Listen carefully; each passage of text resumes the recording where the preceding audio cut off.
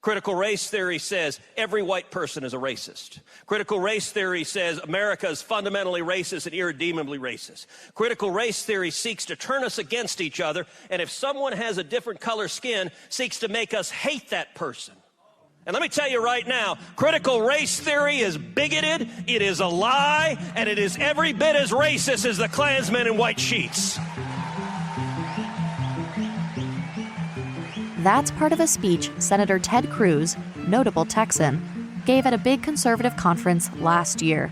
He's just one of the many loud voices who have brought the debate over how history and race are taught in schools to the national stage. What was once happening in small rooms where no one was paying attention is now dominating the news cycle. Critical race theory that the radical leftists are trying to impose on our school children. Critical race theory, or CRT, is a big, abstract, nebulous concept that's taken on a life of its own. Coalitions of parents are now flooding board meetings. Conservative parents don't want critical race theory to be taught in schools. CRT is a poison. It's a poison to the mind. Teachers say they aren't teaching it. It's a graduate-level legal concept. Does the district teach critical race theory? No. Some of them are teaching their students about systemic racism and racial bias throughout history, which they argue is a true, factual telling of our country's story. And if we're saying that Jim Crow laws are in place because they're promoting white supremacy, am I violating the law? We are not here to litigate what is or isn't considered critical race theory, because the fact is, that doesn't really matter anymore. What does matter is the very real societal and human impacts this debate is having. Sherry Matula, the veteran Texas educator you heard from last episode, is watching this all very closely. If you attack the educators, you're attacking the bedrock of people's trust in education. It really doesn't have to do with the administrators or anything. It has to do with the teachers in the classroom, and are they doing what they need to be doing. Sometimes I think that gets lost when we talk about CRT, the insidious nature of it. The fact that it's making more and more parents question their kids' public education and distrust or even vilify teachers. That's not an accident. I asked Sherry who she thought was pushing this plan forward. There's the Mothers of Liberty who are doing part of the stuff. There's several groups. I can't name them off right now, but they're the ones that are behind it. And as I said, I called it on my Twitter, Christo-fascism is what it is. Sherry's just a little off on the name. It's actually Moms for Liberty. In a lot of these conversations I've had for the show, Moms for Liberty kept coming up as one of the big power players in the great CRT debate. So it felt like high time I got in touch with them. I spoke to their co-founder, Tiffany Justice. She didn't have much interest in small talk, or going through a tech check, or really anything that wasn't explicitly her agenda. Can you tell me a little bit about what you did this morning? Yep, I had a cup of coffee. Nice. I did as well. How do you take your coffee? Black. Tiffany co-founded Moms for Liberty in Florida in January of 2021. They now have 230 chapters in 40 states, obviously including Texas. And to hear Tiffany explain it, the group's goals have a lot of parallels with the Gablers. You can break it down into 3 categories. First, making parents more aware of how to have their voices heard. Parents are afforded a lot of opportunities to get involved in school districts, and unfortunately, sometimes they aren't aware of those or they don't take advantage of those. Second, assuring parents know what their kids are being taught in school and get involved in the approval process. One of the areas where parents can most directly be involved is in curriculum review and adoption. And third, that everyone's opinion is important and should be heard. We believe that every parent should have their voice heard in their children's education. These are parents that I might agree with about stuff and I might not agree with about stuff. But again, that fundamental right of the parent exists. And so I just want to see more parents get involved and engaged and have conversations with each other about what they believe is appropriate to be taught in school. At face value, that's not all bad. What Tiffany's describing here makes perfect sense. it's completely reasonable for parents to be aware and involved in their kids' education. But just like the Gablers fight, things get more complicated when it comes down to the specific beliefs Moms for Liberty is advocating for. We were told many, many times by the K-12 cartel that CRT wasn't being taught in schools. In fact, we have found that it is being taught in schools. All of this, the alphabet soup nonsense, is an excuse for educational failure. And the educational failure falls squarely on the shoulders of the people that have been in charge. We need less involvement from the federal government into state education, and we need the K-12 cartel to focus on advocating for teachers as they have and for their jobs, and stop pretending that they somehow care whether or not children are learning in school, because it's very obvious to us that they do not. From Wonder Media Network, I'm Grace Lynch, and this is Teaching Texas, Episode 5. In this episode, the destabilizing effect that CRT, the latest public education boogeyman, has had on communities, educators, and ultimately, students. In the midst of driving across the state to talk to Neil Fry and Don McElroy, my producer Sarah and I went to Southlake, a suburb outside of Fort Worth that also happens to be the epicenter of the CRT debate. We were there to visit a woman who unwittingly became her community's pariah. Her name is Jennifer Huff. She welcomed us into her home, where we were immediately greeted by a choir of dogs. Hi, I'm Grace. I'm Jennifer. Hi, I'm Sarah. Hi, nice to meet you. You too. So sorry, don't come down. Oh, no, it's fine. Hi. We gathered around a high-top table in her kitchen and got to know Jen a little better. She's white, Christian, and wasn't all that politically minded before 2016, but she's always been really involved in her community, the Booster Club, parent-teacher organizations, and delivering meals to the homeless. Jen and her family have been living in Southlake, Texas for 11 years now. It's a wealthy, conservative suburb between Dallas and Fort Worth. Her daughter does theater and choir. Her son swims and plays water polo. Carroll Independent School District, where her kids go, is often ranked high nationally. The high school's football team makes it to the playoffs basically every year, and I've been told that's a really big deal for Texans. For a long time, Jen thought Southlake was a lovely place to live. Then, in 2018, a video of Southlake students chanting racial slurs leaked, and Jen's perception of the town started to shift. Well, the school board in an upscale DFW suburb is ready to take on the touchy issue of racism, hoping to change hearts and minds. Fox 4's Ashley Paredes live in Southlake at the Carroll School District headquarters with more. Ashley?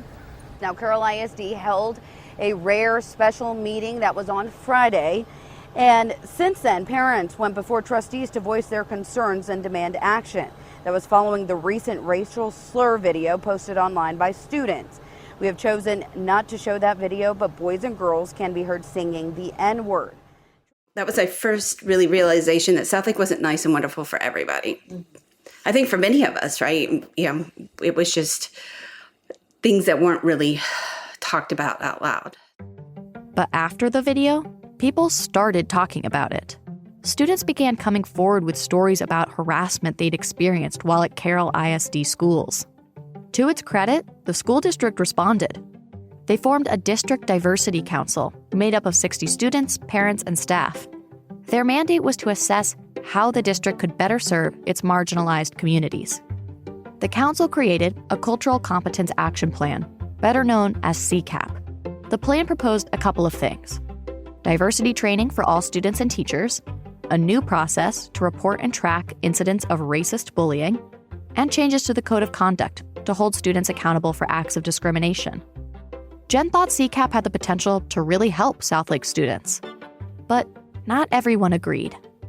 And so it just became this thing in our community where you had one side who were like, wait, no, we want all of our kids to feel safe and feel valued. And this other side saying, but our white kids are going to feel like they're bad.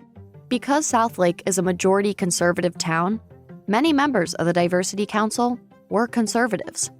Even so, some of the more conservative parents in the community were angry about CCAP. They argued it would create diversity police and amount to reverse racism against white children. It's worth reiterating that Black children were already facing real racism. That's why CCAP came to be in the first place. Regardless, the more conservative parents got organized. They formed Southlake Families PAC. The group funded a parents' civil lawsuit to block the proposed changes. They spent thousands of dollars funding conservative candidates and won a majority control over the local school board. The PAC also targeted Jen and other progressive parents in the town for supporting CCAP.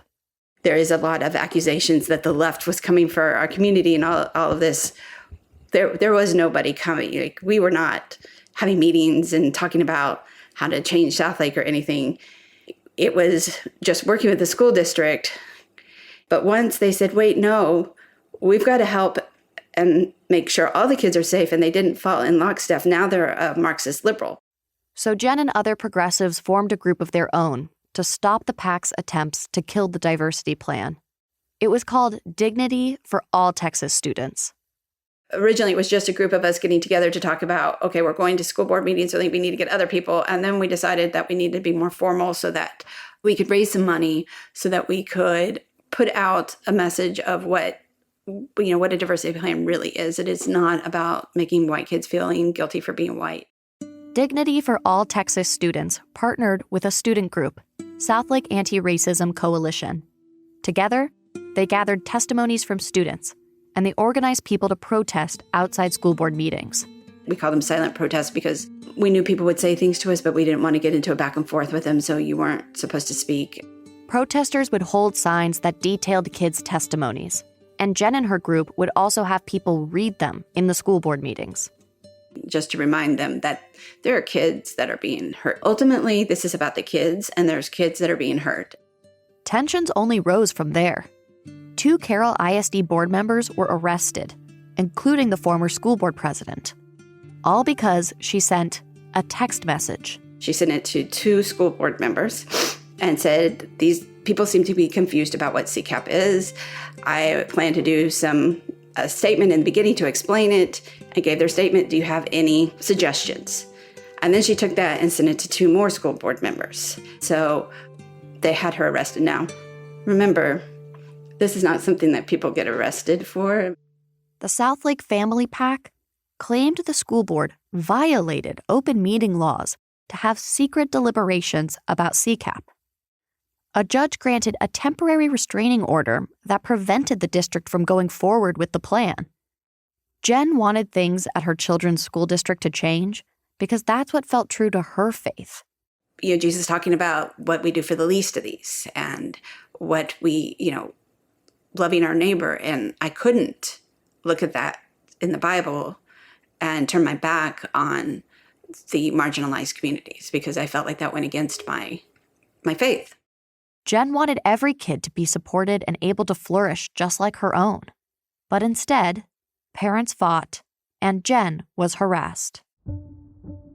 I had my name sent out as a woke leftist fighting against Southlake values, so that was sent on Easter weekend to everybody. It made me kind of laugh because I was like, okay, I'm fighting against Southlake values, but I fed the homeless for a year. So is that the value that you want me to fight against? I mean, I went to Thailand on a mission trip with my church to teach English. Is that the value that I'm fighting against? Because I go and I look at my Facebook and I'll look and see people that I've known since we moved here and they've unfriended me. And so I'm just like, it makes me laugh because I'm like, you know who I am. And, somebody who I thought was a friend, put on the conservative Facebook group that I was a liberal you needed to block on Facebook. And somebody showed it to me. So, I actually unfriended that person because I was like, you know what? You're not my friend if that's what you're saying about me. Jen's community turned against her, labeled her as someone to block on social media. Once, another kid at school told Jen's son that his mom was a bitch, all as a backlash to acknowledging racism. Because that could be CRT. We'll be right back. History can be shocking, intriguing, and complicated. But then why do history classes just focus on the boring basics? That's why a group of students created Untextbooked. This isn't just a podcast. This is a movement. Hear the histories young people want to tell. and think everyone should know more about. In each episode, a young producer talks to a scholar about a topic they're curious about. They ask Ben Rhodes about the state of global democracy, Linda Greenhouse about the Supreme Court, and Roxanne Dunbar Ortiz about Indigenous history in the United States. Untextbooked is back with new episodes every Thursday. Follow the show wherever you listen to podcasts so you never miss an episode. You look to Southlake, and that's really kind of where this national movement began. Sadly, I was just right down the road from it. That's Dr. James Whitfield. In 2020, he became the first Black principal of Colleyville Heritage High School in the Grapevine-Colleyville Independent School District. It turns out, Southlake is not the only town in Texas where debates over CRT are breaking out. It's not even the only suburb outside of Dallas-Fort Worth. Colleyville Heritage High is just a 10-minute drive down the highway from Southlake. The majority of people who are now involved in this CRT debate, before this even came up, couldn't have told you what critical race theory even was. A lot of the things that we're trying to talk about and really deal with and grapple with, disrupting some systems that have been in place for a long time that have not served all kids well. Well, now when we start to have these honest conversations about those things, people just point and go, oh, no, that's critical race theory. In the early days of Dr. Whitfield's career, he taught and coached basketball at Colleyville's biggest rival. And I remember going and playing at Colleyville Heritage back in the day, being an opposing coach, right? And our team was majority Black boys.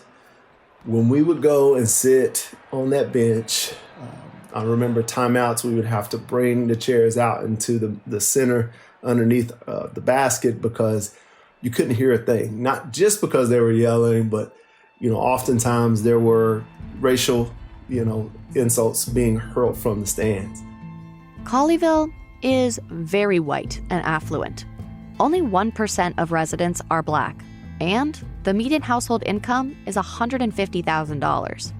And so we knew it was always a hostile environment anytime we would go there. I remember the bus ride over. We were going from our neighborhood through all these multi-million-dollar homes, and then you end up over at Colleyville Heritage. I often told my wife, God has a sense of humor, because you never would have been able to tell me, the young coach back in the day, that I would ever be the principal at Colleyville Heritage. In the summer of 2020, before Dr. Whitfield's first school year officially began, he sent a letter to the school community in response to the murder of George Floyd. Dr. Whitfield wrote, "Education is the key for stomping out ignorance, hate, and systemic racism. It's a necessary conduit to get liberty and justice for all." Some people in the community interpreted that sentence as a call to implement critical race theory in the school. And it was like, oh man, here it is. We're going to say that schools are teaching our kids to hate America. And they're teaching our kids to be ashamed of being white. And even you Black folks there, they're teaching your kids they should be victims. And we're sitting there going, this is nonsense. But that's what they found in critical race theory, or CRT, in Texas, was front and center leading the way. Parents in Colleyville started using essentially the same playbook as Southlake. But this time, a diversity action plan wasn't the threat. It was Dr. Whitfield. You started to see these Facebook groups pop up, particularly one Facebook group.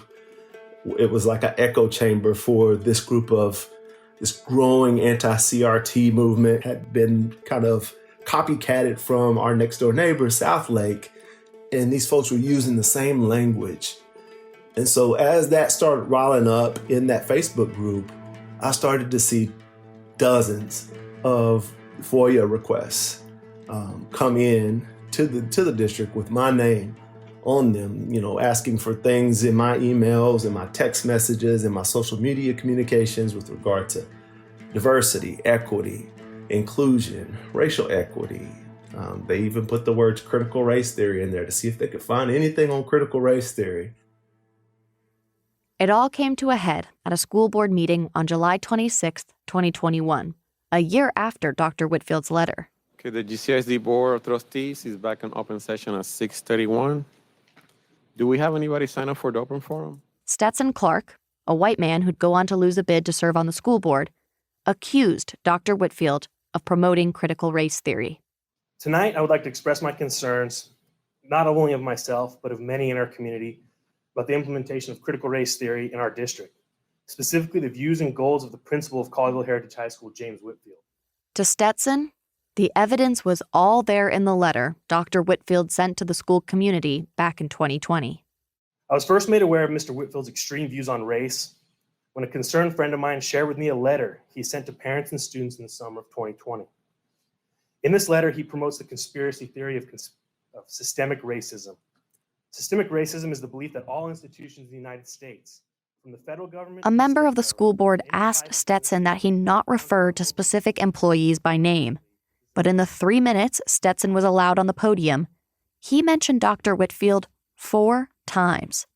The audience got involved too. They called for Dr. Whitfield to lose his job. How about you fire that man? How about you fire that man? Sir. Stetson, closing out his statement, agreed with the crowd. Because of his extreme views, I asked that a full review of Mr. Whitfield's tenure in our district be examined and that his contract be terminated effective immediately.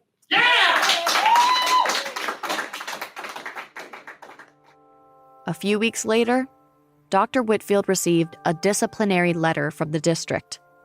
Shortly after that, he was placed on administrative leave. The district claimed it was unrelated to the complaints, but provided no other explanation. Dr. Whitfield didn't believe the timing was a coincidence. The thing is, all this breath spent talking about CRT in meetings and claiming this is CRT, that is CRT, demonizing Dr. Whitfield, no one ever actually asked him how he felt about CRT. Until, at a school board meeting, 2 members of the local Moms for Liberty chapter approached him. As I walked by, this lady said, "Mr. Whitfield." And not that I'm really big on title, but, most people in the community, they refer to me as Dr. Whitfield. But you see time and time again, this group of people, they refuse to use that title when calling me by name. But I said, yes. She goes, "Well, what do you think about critical race theory?" I was like, "I don't know. What do you think about critical race theory?" And I just kind of smiled and laughed it off, and I kept walking. But he changed his mind and turned around. He realized that this was the first time someone had asked him his stance on CRT. By then, one of the women had wandered off, so he struck up a conversation with the Moms for Liberty member that remained. And she led the conversation by saying how grateful she was for my leadership at Colleyville Heritage, in particular with students with intellectual disabilities, because I've been known to stop in the classroom and party with those kids, have dance parties. It's one of my favorite places in the building. And so she went on to tell her story about her brother and how he experienced bullying when he was in school and how she wished that, her brother had somebody like me as a principal when he was in school to stand up for him and make him feel welcome and all that. She goes, "But, I know we're on different sides, but I just want to say thank you for that." And I said, "I think if you and I sat down for coffee, I think you would see that we're not on different sides. We have the same goals for kids. I don't know, maybe you've been led to believe something different about me." She just kind of cut me off. She said, "No, I'm sure you're very charming and all, but basically that'll never happen." To Dr. Whitfield, it was clear that this whole thing wasn't about him. It wasn't even really about what was in his letter. He had just become a scapegoat for conservative white parents who didn't want their kids to learn about systemic racism. I'm convenient for them to further their agenda. And this is an avenue. And that's why they haven't reached out. That's why they didn't email. That's why they didn't call. They didn't seek an appointment. Because, as the lady said, "I'm sure you're charming and all, but we really don't want to have a conversation with you. It's not about a conversation or getting the truth." And so all they're looking for is something that fits the narrative to whoever they're trying to convince. But Dr. Whitfield wasn't without allies. The students of Colleyville Heritage High were behind him. What do you say? Dr. Whitfield's here to stay. The students walked out of Colleyville Heritage High School shortly before 11 o'clock on Friday morning. Dr. Whitfield's here to stay. The rally in support of Principal James Whitfield, who is currently on paid leave. I was so proud of them because they immediately saw what was happening and they immediately started organizing to take action and, not just stand up for me, but stand up for, other people, in marginalized communities, specifically in their community, telling their stories, standing up and speaking in spaces where they were specifically told by members of the community, you don't have a right to talk, but still stepping up in that space and being the most eloquent people in the room. Ultimately, the student voices were ignored. Dr. Whitfield was too much of a lightning rod for the district, and the superintendent gave formal notice that his contract would not be renewed. As a result, Dr. Whitfield was forced to resign. Not because he was bad at his job, but because he acknowledged the existence of racism in America. He's a casualty in this new battle over CRT, but he's not fading into the background. We sat silently for too long. We're not going to sit silently any longer and let them just stir up controversy, because in the end, if we go back to it, and not enough people have talked about this is about kids. This is about all kids having access to a great education where they feel loved and welcomed and supported. And if we can't get back to that, then we're in really big trouble. And so that group, they'll say out of one side of their mouth that they want a place for all kids, but then if you listen long enough, they'll start telling you which kids really belong. In speaking with Neil, Dawn, and now Tiffany, I've heard the double-edged language Dr. Whitfield is describing. For instance, with Tiffany, she told me things like, we very much encourage parents to get involved and run for school board, all community members actually. Much like the Gablers, she'd anchor her concern in education fundamentals. Yet as she continued on, her rhetoric quickly became more incendiary. You would be appalled. The idea that we are not teaching children how to read in America's public schools. I'll go back to the outcomes.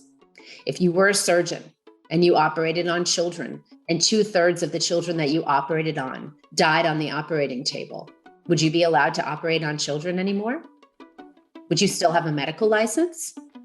Now tell me why the K-12 cartel, America's teachers' unions, still have a guiding hand in our children's education.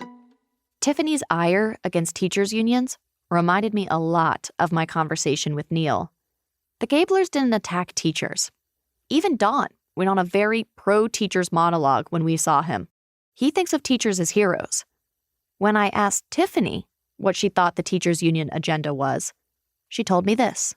Oh, I think it's just to turn our children into social justice warriors. We see very directly a wedge being driven between the parent and the child. That's happening in many different ways, but most specifically, what we've seen is I talk to parents all the time whose children are being indoctrinated in school and being forced into gender transition without the consent or knowledge of the parents. It's a quick journey from increasing parental engagement and concern over literacy results to a conspiracy for political indoctrination and anti-trans language. As Sherry said at the top of the show, attacking teachers erodes the bedrock of trust in our public education system. The debate over CRT and this raging fear of teachers indoctrinating students is fueling that attack. It's also further marginalizing minority students and LGBTQ children, kids who already are on the margins. Pushing these kids at the margins is what has frustrated Jen Huff about the fight that's taken over her community in Southlake. Toward the end of our interview, it became clear to me that even if she shrugged off her town pariah status, the fight was really personal and important to her. It just is so sad that people don't have any empathy to their other humans. It's like people think it's this pie that we have of rights and dignities and it's just like, love, moms will have their first kid and then they get pregnant with their second and they're like, I'm afraid they're not going to be able to love the second. But rights and love, they're not finite, they're infinite. I asked Tiffany what she has to say to people like Jen, folks on the other side of this debate, people who want to see diverse perspectives in schools, people who want to teach history, the good and the bad. And with her answer, Tiffany actually introduced a new wrinkle in this whole education debate. So when we talk about different sides to things, I just want to be clear that we're talking about what sides they really are, right? So if you talk about the books, and some of these books are explicit in nature beyond anything that I could have ever possibly imagined I would speak about in an interview: incest, pedophilia, anal rape, horrible things being done to children or having children do to other people. When we talk about those things, we have moms who are concerned about their children being exposed to these things in school. And then what is the other side? The other side wants kids to be exposed to pornography in school. The books Tiffany is referring to are library books. Now, the Gablers never touched library books, since they weren't state-mandated materials. But the modern era of the education debate is expanding. It's evolving to encompass not only what is taught in the classroom, but for parental control over the books that sit in the shelves of school libraries. And it's pushing up against this new boundary with a whole lot of force. Next week on Teaching Texas, the librarians and community members fighting against book bans. Am I allowed to say I was pissed off? I was pissed off. Teaching Texas is a Wonder Media Network production. To get episodes early, make sure to subscribe to WMN Politics Plus on Apple Podcasts. If you can, please rate and review the show, or share it with a friend to help our audience grow. Teaching Texas is created by me, Grace Lynch. It's produced by myself and Adeswa Agbanile. Our editor is Lindsay Cradawell. Production assistance by Sarah Schleid. Jenny Kaplan is our executive producer. Original theme music by Chelsea Daniel.